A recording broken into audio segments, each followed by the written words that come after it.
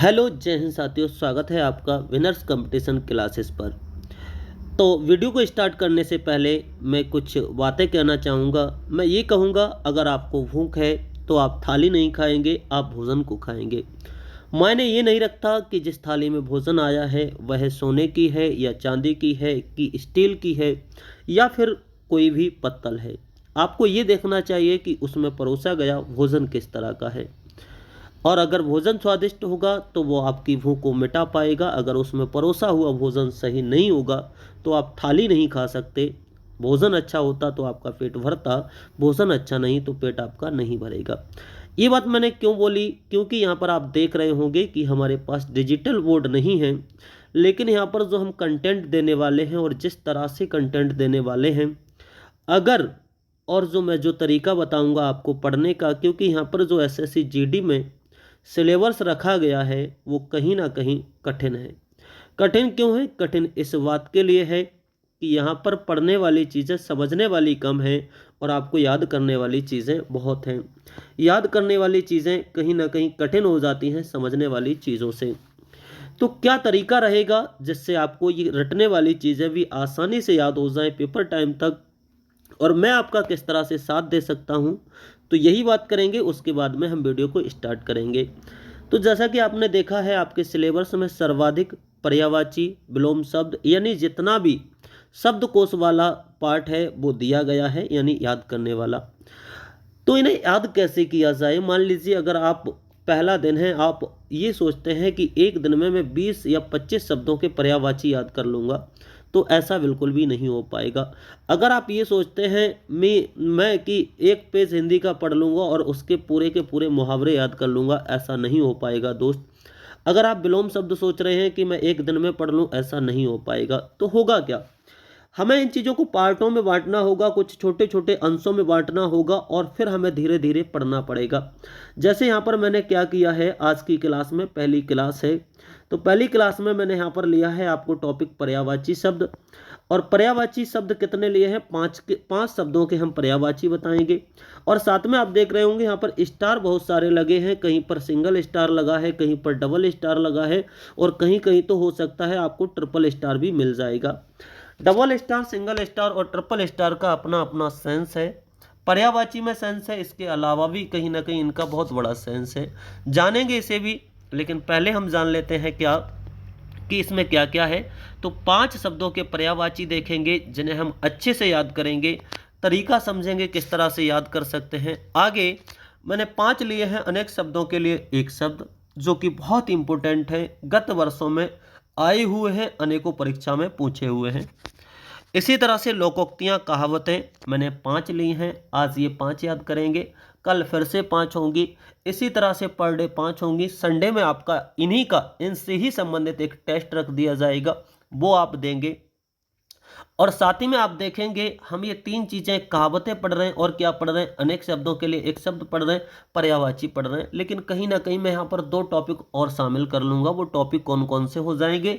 तो आप कहेंगे समश्रुति भिन्नार्थक शब्द। इन्हीं टॉपिकों को पढ़ते पढ़ते हम अपना समश्रुति भिन्नार्थक शब्द भी क्लियर करते चलेंगे। साथ में यहाँ पर अगर आपकी कोई भी वर्तनी शुद्धि है वो भी हम क्लियर करते चलेंगे। तो चलिए करते हैं वीडियो को स्टार्ट। सबसे पहले देखते हैं पर्यायवाची। अगर आप पर्यायवाची को डायरेक्ट रटने बैठ जाते हैं मेरे दोस्त, तो सच मानिए आप पर्यायवाची याद नहीं कर पाएंगे। लेकिन आप जोड़ जोड़ के पर्यायवाचियों को याद करेंगे तो आसानी से याद कर लेंगे। कैसे? जैसे मैंने कहा कि यहाँ पर एक पर्यायवाची शब्द है, एक शब्द है असुर। क्या है? असुर। तो असुर जो पर्यायवाची है वो किसका है? आपको याद रखना है, राक्षस का। किसका है? राक्षस का। अब बाकी के जो इसमें बहुत सारे पर्यायवाची जिनके में नीचे मैंने अंडरलाइन कर दिया है, यहाँ पर इनका कुछ ना कुछ मतलब ये है कि हम इन्हें किसी और तरीके से याद करेंगे। कैसे याद करेंगे? जैसे सबसे पहले मैंने कहा एक पर्यायवाची शब्द है तमीचर। तमीचर का मतलब क्या होता है? तम का अर्थ होता है अंधेरा। देखिए यहां पर आप पढ़ चुके, तम का अर्थ क्या होता है? अंधेरा। और चर का मतलब होता है विचरण करने वाला, यानी जो अंधेरे में विचरण करता है वो क्या कहलाता है? असुर कहलाता है। अंधेरे में जो विचरण करेगा क्या कहलाएगा? असुर कहलाएगा। अगला शब्द है निशाचर। निशा का मतलब रात्रि होता है और चर का मतलब विचरण करना। तो जो निशा यानी रात्रि में विचरण करता है वो कौन कहलाता है? राक्षस कहलाता है।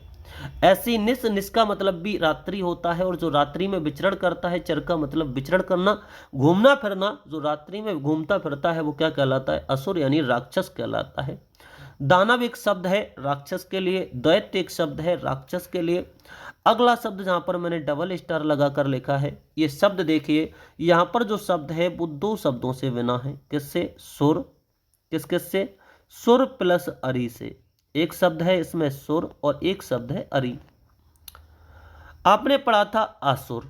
सुर का मतलब होता है देवता। क्या मतलब होता है? देवता। और आसुर यानी जो देवता नहीं है वो कौन है? देवता का उल्टा राक्षस है। क्या है? राक्षस है।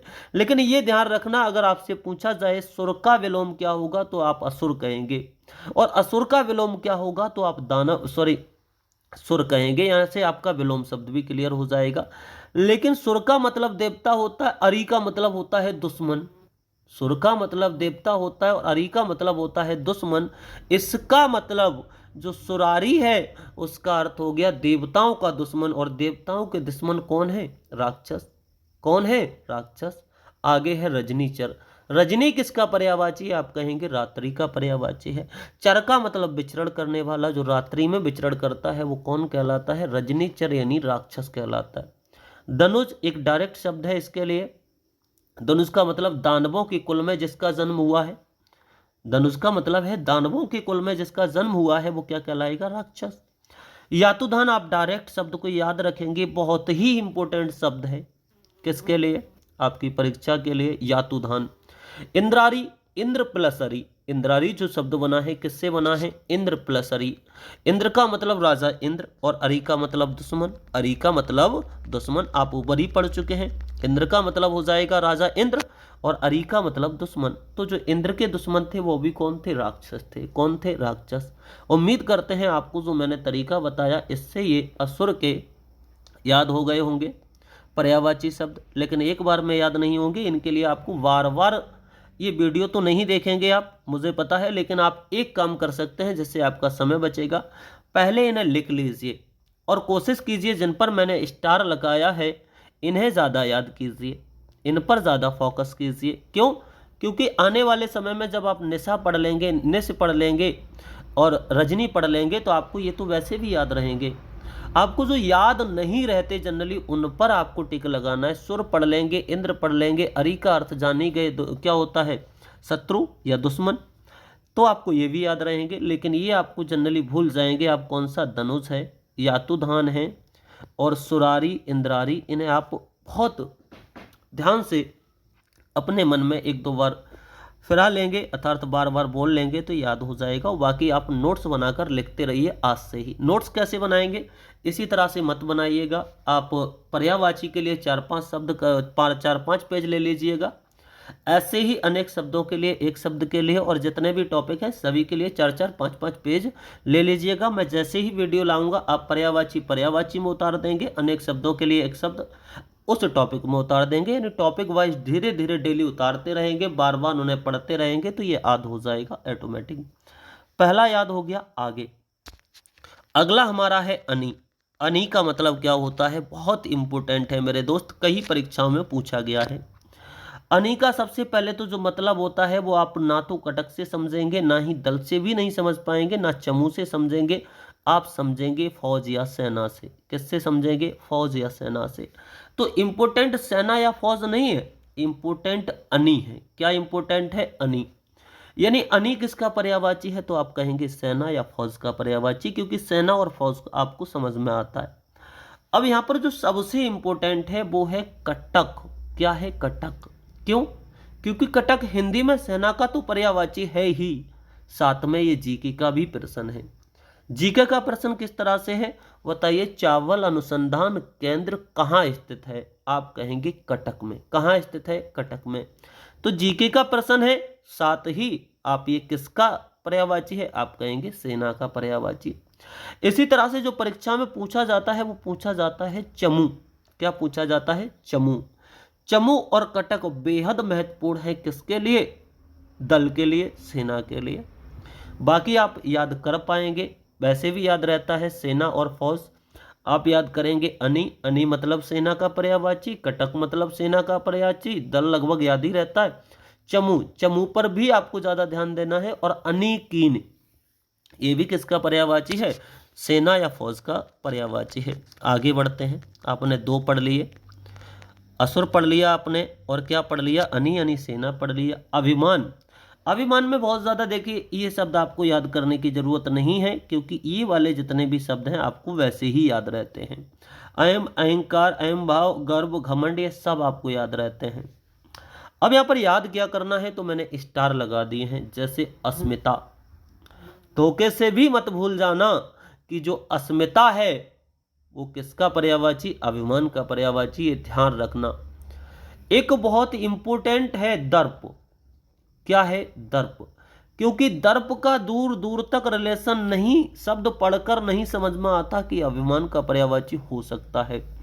तो दर्प किसका पर्यायवाची है? अभिमान का। अगला आपका जो शब्द है वो है दंभ। मद जनरली याद रहता है। आत्मशिलांगा, आत्म से याद रहेगा। क्या रहेगा? आत्म से याद रहेगा। अभिमान। शब्द कितने बताए? अभिमान में 3 या 4 शब्द जो हैं वो आपको याद रखना है। कौन सा? अभिमान का मतलब होता है अस्मिता, अभिमान का मतलब होता है दर्प, अभिमान का मतलब होता है दंभ, अभिमान का मतलब होता है मद। तो मैंने ये स्टार ऐसे ही नहीं लगाए, इंपोर्टेंटों पर स्टार लगाए हैं जो बहुत ज़्यादा इंपॉर्टेंट हैं। आप भी अपनी कॉपी में स्टार लगा लेंगे तो आप इन पर ज़्यादा ध्यान देंगे और आप याद कर लेंगे। आगे है तम, यानी अंधकार। तम बहुत इंपॉर्टेंट है। क्यों? तम से बहुत सारे पर्यायवाची बनते हैं। जैसे यहाँ पर किसका बना है? तमीचर यानी अंधेरे का बना है, सॉरी तमीचर यानी राक्षस का बना है। तो अंधकार का पर्यायवाची तम है। तिमिर है ध्वांत, ध्वांत, तिमिर, तम और तमीसरा, ये चारों के चारों इसके इंपॉर्टेंट है। अंधेरे का आप इन चारों में से कोई भी नहीं छोड़ सकते, ये नहीं कह सकते कि इसमें कोई कम इंपॉर्टेंट है। चारों इंपॉर्टेंट है, आपको चारों याद होना चाहिए। किसके? तम यानी अंधेरे के। आगे जो बेहद परीक्षाओं में पूछा जाता है वो क्या है? अग्नि। क्या है? अग्नि। अब यहाँ पर देखेंगे स्टार मैंने जनरली अग्नि के बहुत ज़्यादा पर लगाया है, लेकिन यहाँ से एक प्रश्न बनेगा वो इससे लेकर बनता है, वो पर्यायवाची लेकर नहीं बनता, लेकिन पर्यायवाची जब याद होगा तभी आप कर पाएंगे। क्यों?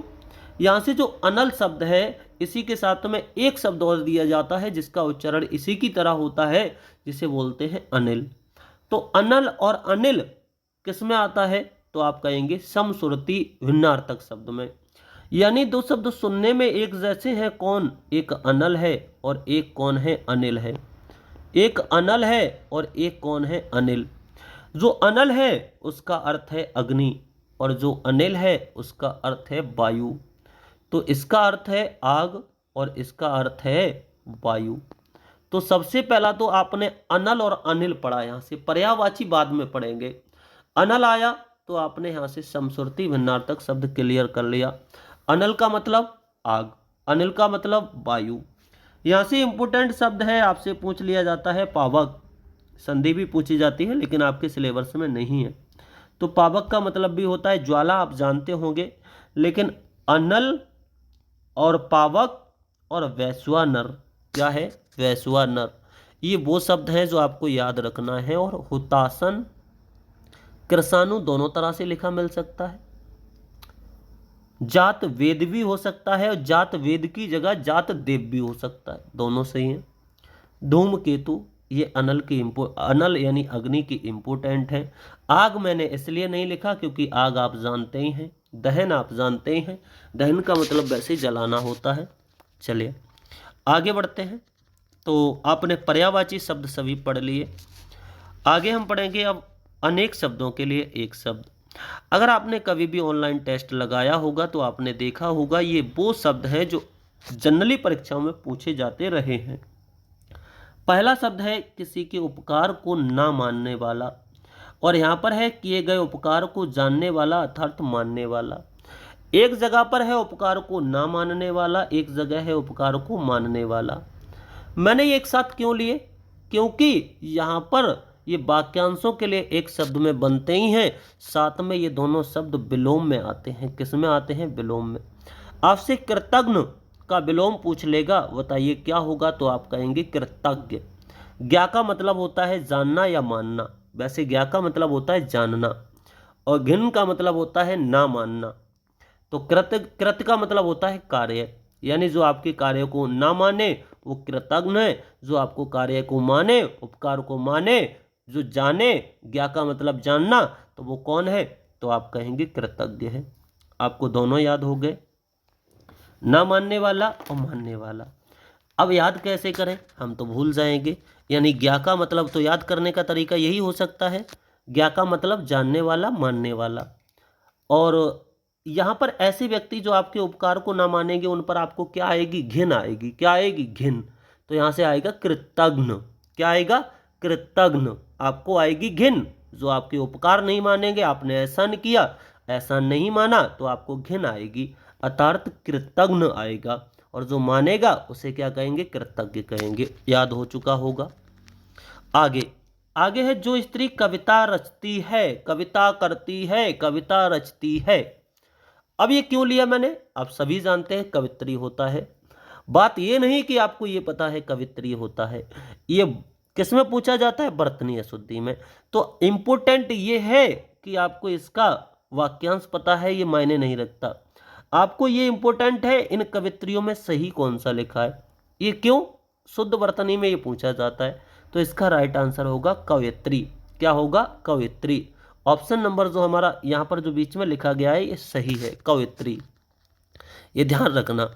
आगे, जिसके पास कुछ ना है, कुछ ना हो, जिसके पास कुछ ना हो, तो उसे बोलते हैं अंकिचन। क्या बोलते हैं, अंकिचन। ठीक है। जो बिना बुलाए आया हो, आने का मतलब, बुलाने का मतलब होता है आहूत, और बिना बुलाने का मतलब ना बुलाना, ना का मतलब नहीं, या फिर अन। यहाँ पर एक उपसर्ग लगता है जिसे बोलते हैं अन। अन का मतलब बिना या नहीं, आहूत का मतलब होता है बुलाना, तो अनाहूत मतलब हो जाएगा बिना बुलाए आना।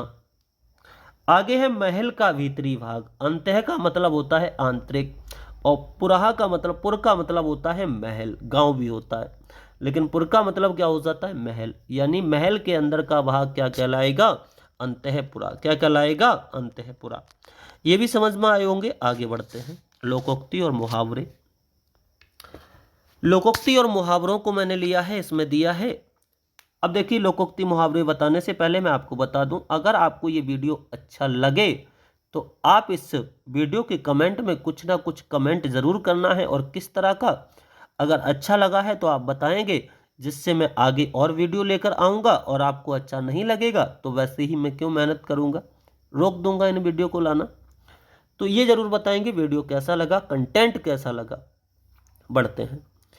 आपसे सबसे पहले पहला वीडियो इसलिए हम बता देते हैं, लोकोक्ति या फिर कहावतें, दोनों के मतलब एक ही है। चाहे लोकोक्ति कह दे कोई, चाहे कहावतें, चाहे कही हुई बात, चाहे लोकोक्ति का अर्थ होता है लोक में प्रचलित उक्ति, यानी लोगों द्वारा बोली गई उक्ति, कथन लोकोक्ति कहलाता है। जैसे यहाँ पर कहा है, आंख का अंधा नाम नयन सुख। क्या है, आंख का अंधा नाम नयन सुख, यानी गुण के विरुद्ध नाम होना। उसमें गुण नहीं है, लेकिन नाम क्या रख दिया, है व्यक्ति अंधा, नाम रख दिया नयन सुख। यानी गुण नहीं है, लेकिन उसके विरोध में नाम रख दिया, तो गुण के विरुद्ध नाम। आगे है, आधा तीतर आधा बटेर, ना तो तीतर ना ही बटेर, अर्थात बेमेल स्थिति। बेमेल स्थिति, जो मेल नहीं खाती, बेमेल स्थिति। आगे कुआं पीछे खाई, अब क्या करें। आगे कुआं पीछे खाई, अब तो फंस गए, शंका में पड़ गए, अर्थात हम कहेंगे हर तरफ हानि की आशंका। हर तरफ हानि की आशंका। आप यहाँ खड़े हैं, आगे क्या है, कुआं है, और पीछे क्या है, बहुत गहरा गड्ढा है। ना तो इधर जा सकते, ना ही इधर जा सकते, ना तो पीछे ना ही आगे। तो आप क्या कहेंगे, आप चाहे आगे जाएं पीछे जाएं, होनी हानि है, अर्थात हानि की आशंका। आगे बढ़ते हैं। ऊंट के मुंह में जीरा। अब ऊंट का मुंह कितना बड़ा होता है, बहुत बड़ा होता है। जीरा कितना बड़ा होता है, बहुत छोटा होता है। तो जरूरी से बहुत कम, यानी जितनी जरूरत है, यहाँ पर जरूरत कर लेंगे, तो ज़रूरत से बहुत कम। आगे बात करते हैं। ओछे की प्रीत बालू की भीत, ओछे की प्रीत बालू की भीत, ओछे की प्रीत बालू की भीत। ओछे का मतलब होता है नीच व्यक्ति। कैसे व्यक्ति? नीच व्यक्ति। प्रीत का मतलब होता है प्रेम, और भीत का मतलब होता है दीवार। भीत का मतलब होता है दीवार, और बालू मतलब बालू रेत। तो देखिए कितनी अच्छी कहावत है। क्या है? ओछे की प्रीत बालू की भीत, यानी ओछे व्यक्ति जो होते हैं उनका जो प्रेम होता है वो कैसा होता है? नीच व्यक्तियों का प्रेम क्षणिक होता है। बालू की भीत, अगर बालू रेत से, यानी कैसे रेत से? बालू से जो गंगा में निकलता है उससे अगर दीवार बनाएंगे तो वो बहुत ही जल्दी, थोड़ा सा अगर उस पर पानी पड़ेगा वो बह जाएगी। तो इसी तरह से जो व्यक्ति ओछे होते हैं उनका प्रेम कैसा होता है? बालू की भीत, यानी बालू की दीवार की तरह कैसा होता है? क्षणिक, अर्थात नीचों का प्रेम क्षणिक होता है। उम्मीद करते हैं ये वीडियो समझ में आया होगा। पहला वीडियो था तो इसके लिए इतना ही कंटेंट रखा। अच्छा लगेगा तो हम ज़रूर लाएंगे, लेकिन आप कमेंट बॉक्स में बताएंगे, साथ ही चैनल को सब्सक्राइब कर डालेंगे। तो इस वीडियो को यहीं तक, मिलेंगे नेक्स्ट वीडियो में। तब तक के लिए अपना ख्याल रखिए।